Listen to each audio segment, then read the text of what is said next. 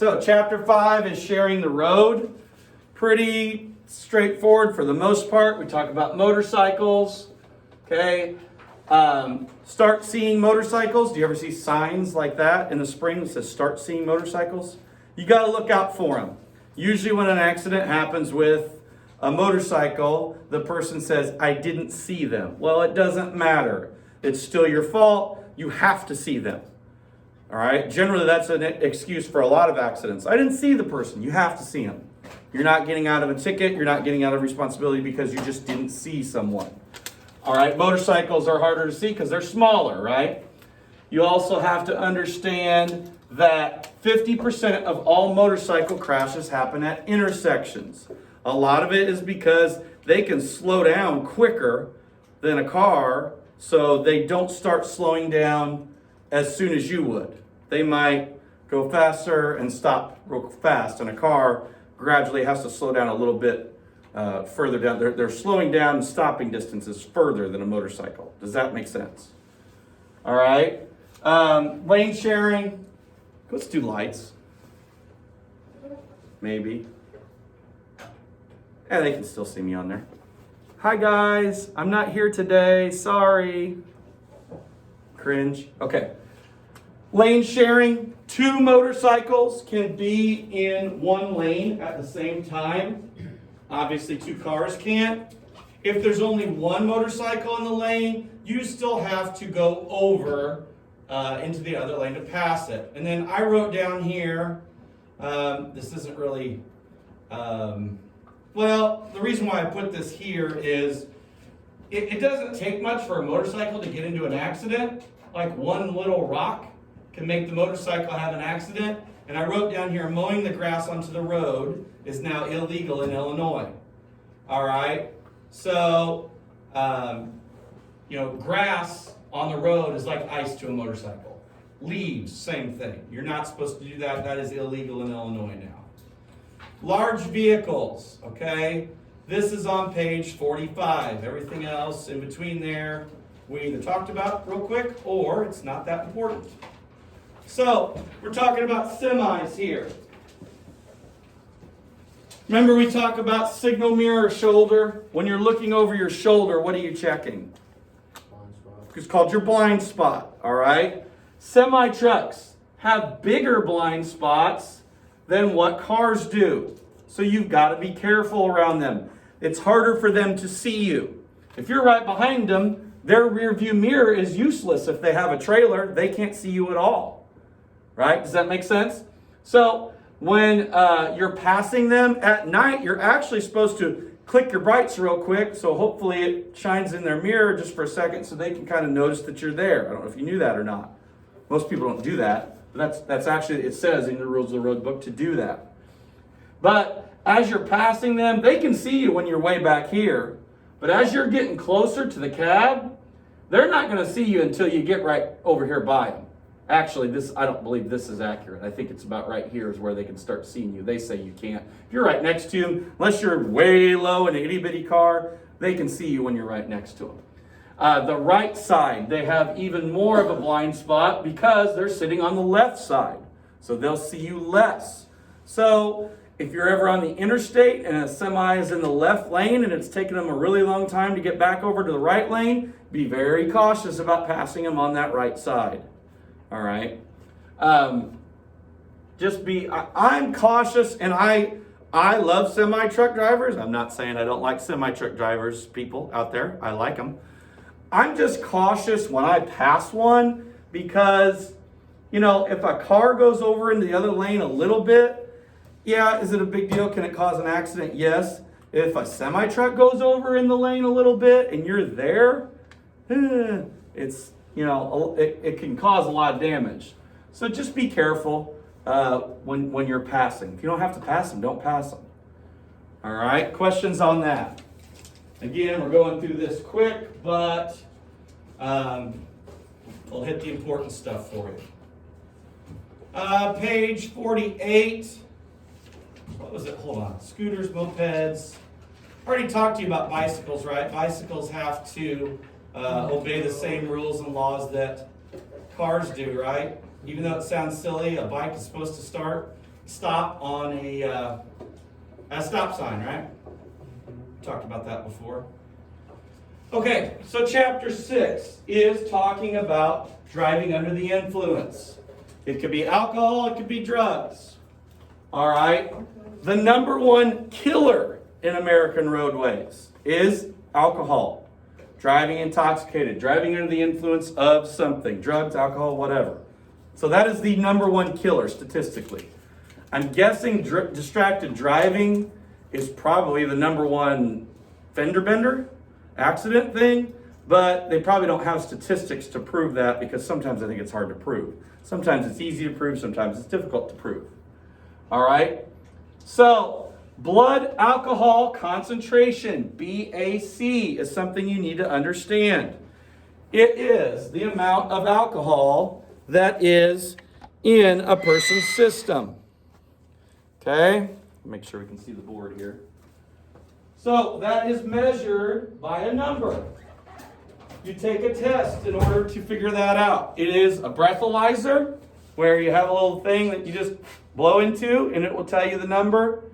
All right? They can do a urine test. The most accurate is they extract a little bit of blood and they do a blood test. It's the most expensive also. All right? There is a law called the implied consent law.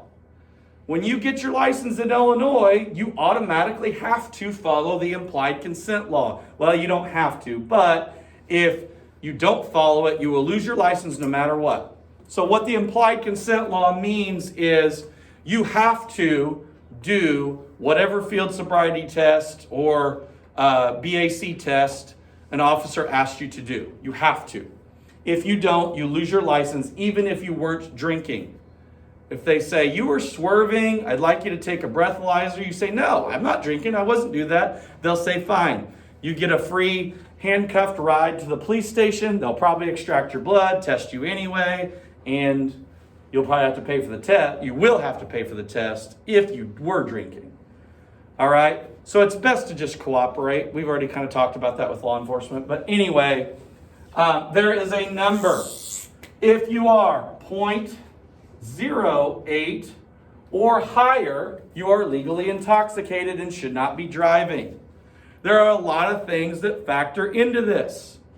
Now, this lecture sometimes sounds like I'm teaching you how to get drunk or not get drunk, and I'm not. I just don't know that whenever people decide to start drinking, which I hope it's when you're 21, but whenever that happens, I don't know that people understand what alcohol does, how much it does, and what factors play into being intoxicated, being drunk. So every type of alcohol is different. A 12-ounce can of beer, in fact, I can show you a picture. A 12-ounce can of beer does so much with alcohol. Here.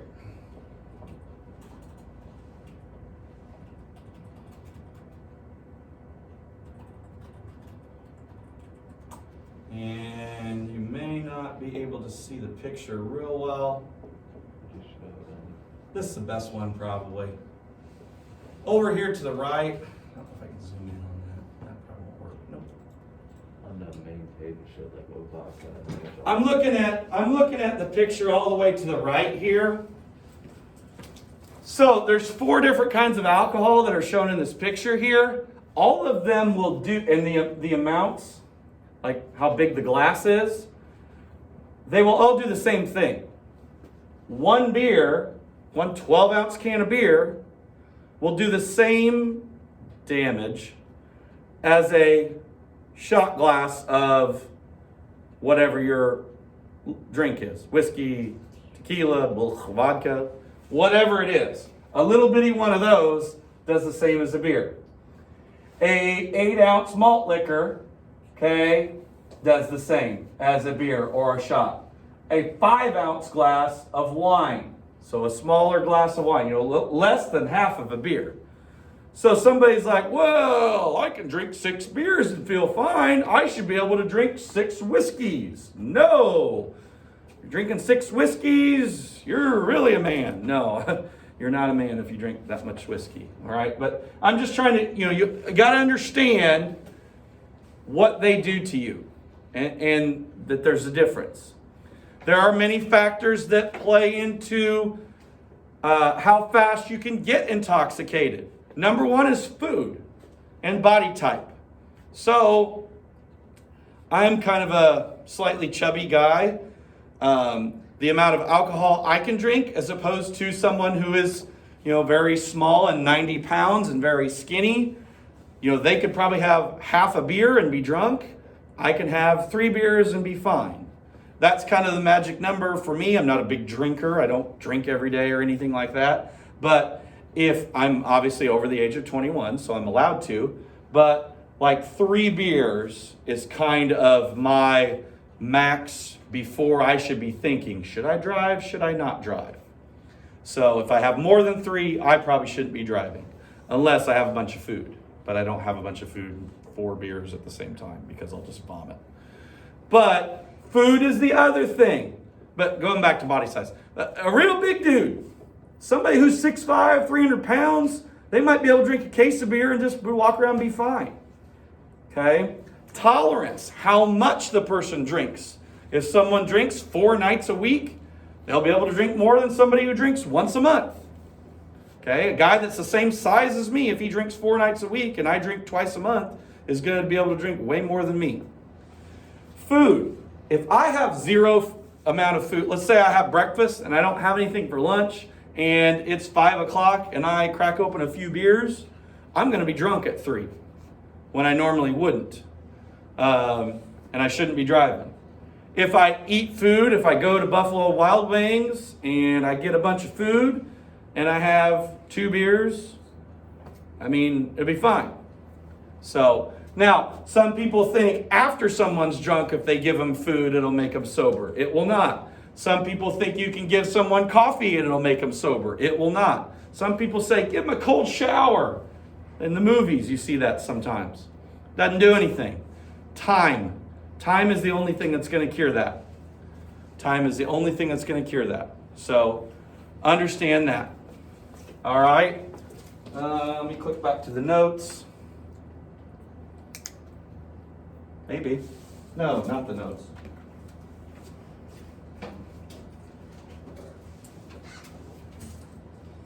There we go. Implied consent. You guys understand? Does everything make sense as far as the amount of alcohol and everything? 0.08. That's the legal. Put that away. I have to tell you again, it's going to the office. You can, but you're not going to because that's the rule. No phones in class, folks. 0.08 is the legal limit for someone who is 21 or older. For you guys, what's the legal limit? 0. You can't have anything more than 0. It could be 0.001. You could get a DUI. If you have any amount of alcohol in your system whatsoever and you're driving, you're getting a DUI. All right? You can get an alcohol ticket and not even be driving and lose your license. I think we might have talked about that. You'd be at a party. You could be at a party where there's alcohol, and if you're an underage drinker and you get a ticket for that, you can lose your license. So you don't even have to be driving. They can take your license away if you are drinking underage. But anyway, 0 is yours. We have a 0 tolerance law for alcohol with minors. You will lose your license. You will get a DUI if very, very little in your system. Any questions about alcohol consumption, those types of things? This is also the point where I usually show you scary videos that are supposed to scare you and people dying and everybody cries and we share those stories and we all get sad. But you luck out on that because we don't have time for that. I zoomed through it. Yes? There's a possibility that if we go on Reddit 50/50, we'll see a crashed car because of a drunk person. But that's a slight chance. Okay.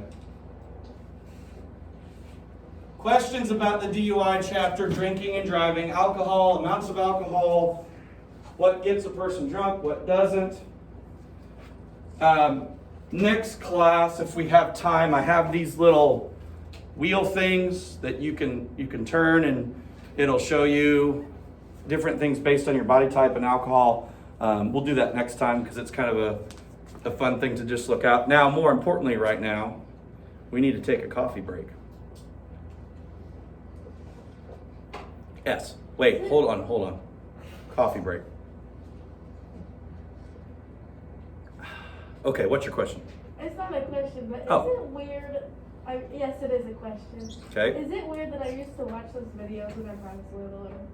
What videos? The videos about the drunk drivers and stuff. I don't know that it's weird. It was probably beneficial. I don't know what piqued your interest. I don't know if you were... Interruption, but I need Shelby Bauer to please come to the office. Shelby Bauer.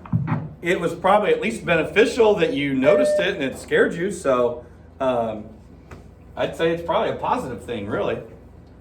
Okay, chapter 7. Chapter 7, we're talking about traffic violation, crashes, things to do there and what to do there. All right? So, you get in an accident. All right? You get in an accident. What are you supposed to do? Stop your car, hopefully, right? What do you do next? Call 911. Yeah, check on the person. Really, the standard question, okay, if it's not a major thing and they're not, if their head's cracked open, they got thrown out of their car, obviously something's wrong. Yeah, use common sense there. If it's a fender bender, maybe someone can still get hurt because of whiplash, hurt their back, neck, something like that. Even if it's something minor, the standard question is everyone okay? That's the easiest thing to say. You go to the other car, is everyone okay? You're not saying, I'm sorry, that was my fault. I shouldn't have blah, blah, blah. Just, is everybody okay? All right. Generally, you don't want to get into with the other person whose fault it was or wasn't because there'll be an argument and usually nothing good can come of that. That is why you do the next step. Call 911. It says immediately, it lists it as the third step, but it says immediately. You want a police officer there. Most cities require crash reports. Pike County requires a crash report at the scene of an accident. All right. Now, we also have to use some common sense. If somebody taps your bumper, there's no scratches on either car, you both get out and check, and there's nothing wrong, you obviously don't need to waste a police officer's time to get a crash report. Now, if there's damage, and it's the other person's fault, obviously, let's say they rear-ended you. That's their fault.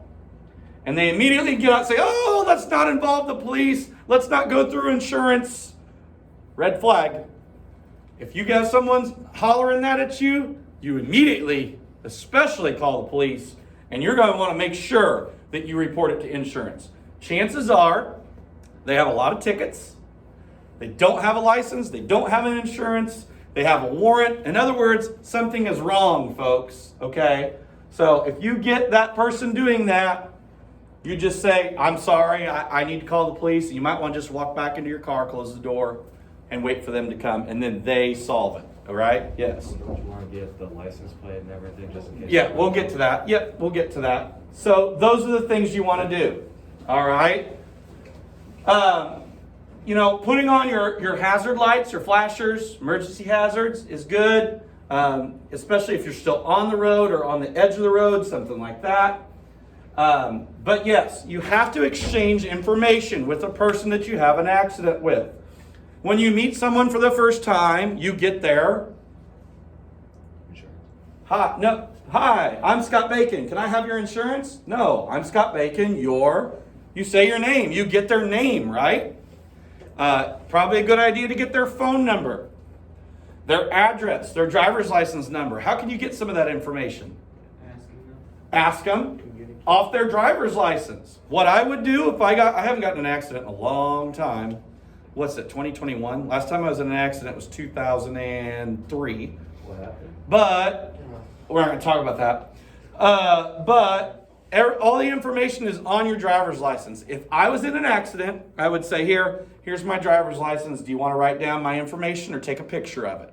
And I would say, can I do the same with yours? Is it okay to take a picture of it? They might say no. It's okay, I'm going to write down your information. If they refuse that, you wait for the police officer to get there. You'll get their information from them. All right, but the easiest thing to do with cell phones is snap a picture. Same with insurance. You've got to trade insurance with the person. Get your insurance card out. I wish I would have brought one today, but there's a little plastic sleeve that your insurance card gives you to put an insurance card in it and just throw in your glove box. You're required to have insurance and show proof of insurance. You can also show it on your cell phone. I have both. I have the paper copy. I have an electronic copy on my phone, so I can show it either way real quick. But the paper copy is the easiest way. Snap a picture of theirs, hand them your insurance card. Hey, take a picture of it or write it down, do whatever. And then, what was the other thing you said? If they hit you and like they say don't call the police or anything, you tell you're gonna call them. Shouldn't you get the license plate and the brand? Whether they say that or not, you need to get their license plate number. Yes. Whether they say let's involve the police or not, you need their license plate and number. If they say let's do not involve the police and you can just call me later, you have to use judgment. Now, if you guys are under 18, you're calling your parents, right? You're calling the police and your parents, maybe in reverse order. But you especially want to get the license plate. Maybe it's just a small dent. And you're not going to settle through insurance because the person works at a body shop, they say. You better be getting their name, their phone number, their license. You better be getting their insurance, and you better be getting their license plate because let's say you never hear from them again. You have a license plate number to report to the police. They can look up that plate number and they can say, oh, that's Scott Bacon. He's a car thief. He runs into people on purpose and tries to sue them later or whatever. That's not true. All right, but license plate number, no matter what. The make and model of the car and the year and all that stuff will be on the person's insurance card. Now, we talked about pictures before. It's illegal to use a cell phone at the scene of an accident that you're not involved in. If you're involved in an accident, snap pictures all over the place. Snap pictures of the damage on your car, the other person's car. Maybe you're at an intersection where that person was supposed to stop and they didn't. Take a picture of the intersection. Take a picture of the stop sign. All right? If you feel like you need to prove that you were not at fault and pictures would help because of the road or whatever, do it. Do it. Yeah. What my dad always told me is to get a dash cam. Yeah. I can't afford one, so I'm not getting one. But yeah. All right. Questions on that? Questions on accidents and what to do in general? Nobody? All righty. Crash reports. Crash reports are required in a lot of counties. Pike County requires them. It says that you have to do a crash report if the damage is so much money. If it's, you have to do it, what the state law is, okay? Cities and counties are different. A crash report must be filed if the driver of the vehicle is involved, there's death, bodily harm, or property damage of $1,500 or more. $1,500 is really easy to get to when body work is done on a car. All right? One dent this size could be $1,500 depending on the car. Or maybe if, who stole my marker? Did you steal my marker? No. It's right there by your phone. I know that. That's right there. My phone's not there. My phone's right here. It's recording. If, and I don't know if you guys on the camera can see this or not, but you got your car. That's my minivan. Don't laugh. Yeah, I got a Karen van. Oh well. So the door is right here. That's one piece, right? And my minivan, I got another door right here. So if I get hit right here, there is 1, 2, 3 pieces of the car that are damaged. That's way over $1,500, I guarantee it. One dent right here could be $1,500. But I guarantee you this is a couple grand. A scratch could be close to $1,500 depending on where it is. So it doesn't take much damage, folks, to get to that $1,500. So if someone's trying to talk you out of it, know that. Yes. What if they give you money? I don't do what ifs. This is a no what if zone. Yes. Why does your minivan look like a subway train? Because I'm really good at drawing. Okay, what's your question? Like, can they give you money on the spot? I mean, somebody wants to hand me cash, I'll take it. Sure. Is that legal? It's not illegal. There's so many factors that go into what's illegal or legal. Let's say you work at a body shop and you know what it costs, what you can do to make, and you're like, dude, if I do that myself, that's at least $500. Hey, I got $500. I don't know, if I could fix the damage myself and I really kind of knew what it costs and they were going to hand me money, I would take it personally. If I knew, it depends. Do I, if I just look at a car and go, well, that's 500, I wouldn't know. So I would not do that personally, me, because I know how to teach you to drive a car. I really don't know how much things cost. I don't know very much about fixing a car. I go to the school of YouTube or the school of Mr. Still across the street to get my car fixed. So, but yeah. Other questions on that or anything? Next page, we're on page 55 now. Leaving the scene of an accident. Don't do that. Illegal, you can be arrested. Oops. Is that it? That chapter 7? Sweet, we're done with chapter 7. How about chapter 8? Let's go to chapter 8. Chapter 8 I could probably do in 5 minutes or less. Here we go. World record for a teacher teaching a chapter. What is that one? Is that like suspensions and stuff? The driver's license. Driver's Sweet, I'm going to get this done in about 30 seconds. You should. Here's what you need to know about chapter 8. I don't even think I have anything for you to highlight in it. I do not. Chapter 8 talks about suspension, revocation, denial, and cancellation. Tickets. Tickets can get your license temporarily taken away. All right? Revocation, suspension, they're all different things. If someone's license is canceled, they're not getting it back. If someone's license is suspended, they can get it back. Revocation's a little different. It's different than a suspension. There's a lot of things that go into this. You don't need to memorize all these things. Tickets, alcohol, DUIs, crashes. There's all kinds of things. Failure to pay child support, you can get your license suspended for. So you could be a deadbeat mom or dad and not pay for your kids, and they can take your license away. Kids are expensive. All right, kids are expensive. I can tell you that right now. But there are a lot of things that your license can be suspended for. Am I going to quiz you and test you on them? No. If you'd like to look at those things and see how many DUIs you can get before your license is canceled, suspended, or whatever, take a look. Special driving permits on page 61 and 62. Sometimes if your license is suspended, let's say you're going to get your license suspended for whatever reason for 6 months, but you got to go to work every day and there's no way you can ride with somebody or take a taxi or whatever, then you can possibly get a driving, they call it a restricted driving permit or something like that. Monitoring, you can get a monitoring device. They call them a BAID.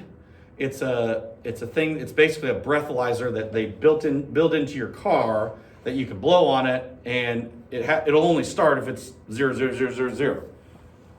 But there are some situations where someone with a suspended license can temporarily drive. They have a work permit, something like that, to where they're allowed to drive to work. There you go. Chapter 8. Done. Stamp it done. How much time we got? 15. 15 minutes. Chapter 9. Here we go. You sound like Trump for a second, I'm gonna lie. I was yawning. Normally, do you lie? Normally, do you lie about things? You said I'm not going to lie. Normally, do you lie? No.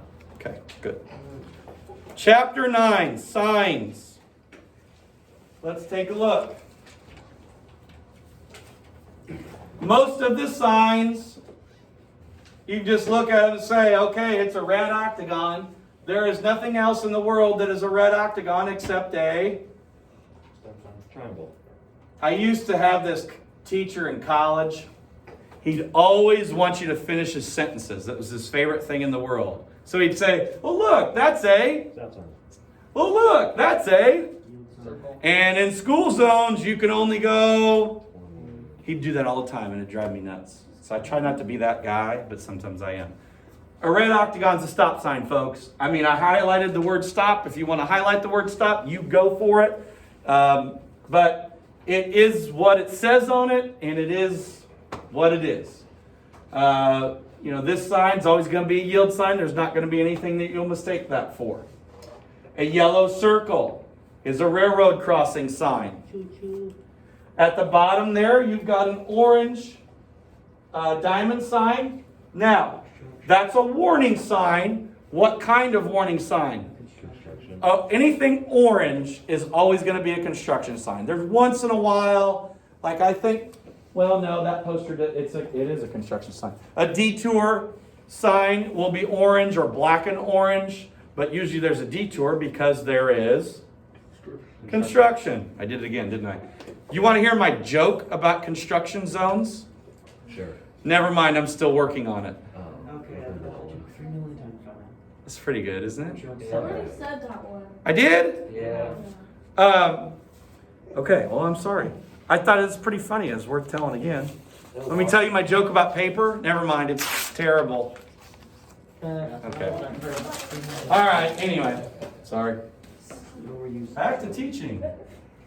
Up here, you've got your yellow house-looking sign.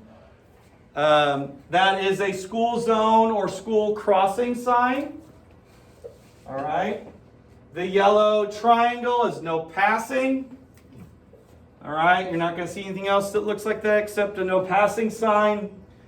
You've got your square rectangle that is white. Okay. It is a guide sign. Usually one that looks just like that is telling you how fast to go. Okay. But it can be doing other things. The bottom of page 65, we're getting into the colors of signs. They're pretty. They pretty. They're very pretty. Gotta fold it here.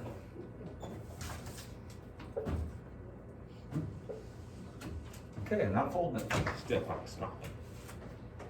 I guess I can zoom out, can I? Out a little bit. Oh man, the struggle is real today. All right, so red, is stop, yield, do not enter, wrong way. Black and white signs are regulatory signs. They're usually regulating how you drive. They're regulating your speed, things like that.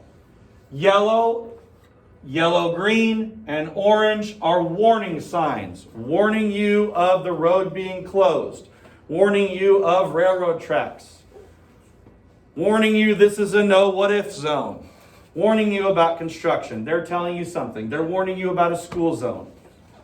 All right? Green, that doesn't look like green to me, but green is also guide signs. Usually green are telling you this is Bacon Drive, Driver's Ed Avenue, exit 35, Pittsfield, Illinois. They're guiding you. Street signs are usually green. What color are they in Pittsfield? Red. Red and white, correct? What color are they in Griggsville? They're maroon and yellow. What color are they in Pleasant Hill? They're blue and yellow. Are you picking up on the pattern? A lot of times, small towns' signs are the same as the school colors. Kind of cool, right? Otherwise, they'll be green with white letters. All right? Yep. They'll look like that.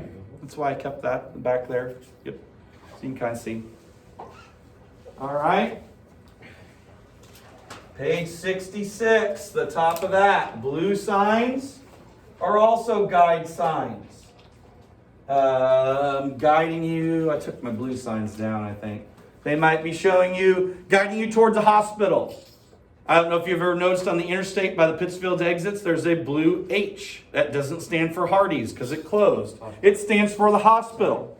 That's telling you there's a hospital off that exit. So that's what the blue H is. Brown signs are usually for parks and recreation. And then you've got pink. Pink is usually, it says a traffic incident. So maybe there's an accident, and a lot of times they almost look like they're orange or orangish, like a blend between orange and pink. You don't see them as much, but it's telling you something's going on, and it'll tell you to go another way or something. All right? This is like record breaking. We got to do chapter 5, 6, 7, 8. I might get through chapter 9. Class will be over. No, kidding. I mean, Regulatory signs. So we're talking about the types of signs now. They are regulating what you're doing. They are regulating you by telling you to stop, by telling you it's an all-way or a four-way stop, telling you to yield. They're going to regulate your speed. They're going to tell you you're going the wrong way, even though the GPS tells you. No, it doesn't mean like you turned the wrong way. It's like when you see one of those and you're driving straight, it probably means there's cars coming straight at you the other way, and you should turn around real quick. No bikes, no U-turns, no whining. you turn in your homework, you get better grades. Don't you like that? U-turn in your homework, you get better grades. I love that. I gotta help the folks at home. I guess they're not at home, they're here. I'm at home. I'm not at home, I'm at the doctor.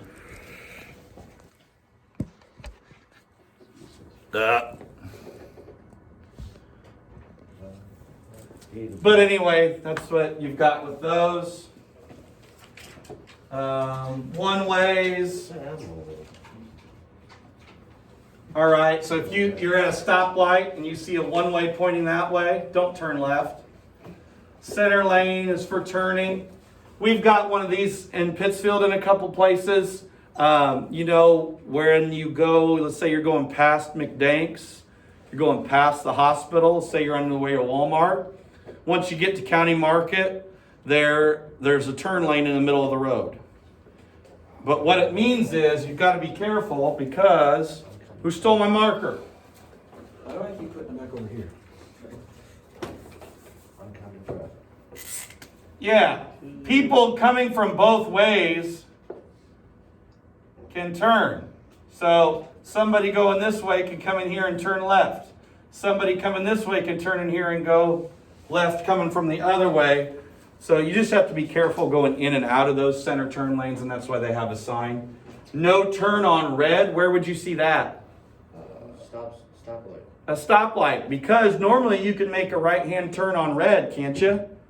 You treat it just like what kind of sign? A stop sign. Unless you see no right turn on red, then don't make your right on red. Divided highway, keep right. I hope that's common sense. The rest of them kind of just are what they say. Stop here on red. You might have a red stop line at a stoplight. A lot of times they put those so that maybe you can see better if you're making a right on red. It's a little signs. All right. And all these are pretty straightforward. So those are the rest of your regulatory signs, and now we get into warning signs. Warning you of school crossing, warning you of pedestrian crossing. That's what these are, pedestrian. Page 70 and 71 are warning you of a lot of things. Warning you of school zones, warning you of semi-trucks, warning you that there is a stop sign ahead, yield sign ahead. And then you've got all your turns and curves. Some people get these confused. That's not a plus, that's not an intersection, that's a crossroads sign. T intersection, this is not a T intersection because it doesn't make a T. That makes a T, this goes to the side, so it's a side road. So kind of know the difference there. Sometimes people get confused with what is a turn and what is a curve. So there are your turns, curves, road curves to the right, road curves to the left, road turns to the right, road turns to the left. The sign that looks like it's a snake is a winding road. And then you've got your yellow signs. You'll usually see a yellow speed sign underneath maybe a curve sign. And so that's what the recommended speed is. It says the maximum safe speed to go on a curve or a turn. All right. I said the word recommended. It's not recommended. That's what you're supposed to do. Sometimes you'll get the adults that say, no, that's just a suggestion. No, that's what you're supposed to do. Go 40 on that curve. And then when the curve's over, go back to whatever speed it was. Usually it's 55. 30 miles an hour on an exit ramp. If it says a ramp on it, it's when you're coming off the interstate. The car that looks like it's turning into a jellyfish is slippery pavement. Page 72, you've got downgrade. The sign that says narrow bridge is narrow bridge, folks. Sometimes people get these confused. Reduction in lanes, it might have a dashed line, it might not. Passing, no passing. Page 73, people will look in the book sometimes and they see two-way roadway right next to all three of these signs. This sign is two-way roadway. These signs are divided highway. So just don't get confused there. And then on 74, you've got all your construction signs. They're pretty straightforward. They are what they say they are. And then you've got your special signs on this last page. Slow moving vehicles, you'll see those on the back of golf carts. ATVs, side-by-sides, all those things. Down here you've got route markers. That's an interstate route marker. So we have Interstate 72 here. This is a highway marker. We actually have Highway 54 that goes through Pittsfield. So if it's blue and it says interstate, it's an interstate marker. If it's black and white, it's highway or county road. Got your rest area. There's a blue sign for you. You did it. Starved Rock, that's your state park. You did it. Well, Chapter 9, folks. Done. Stamp it done. Let's have a big test. No. So chapter 5 and chapter 6 are on Google Classroom. They are due next Tuesday by 4 p.m. And your paper worksheet packet is due next Tuesday at 4 p.m. All right. Bye, everybody. Sorry I was gone.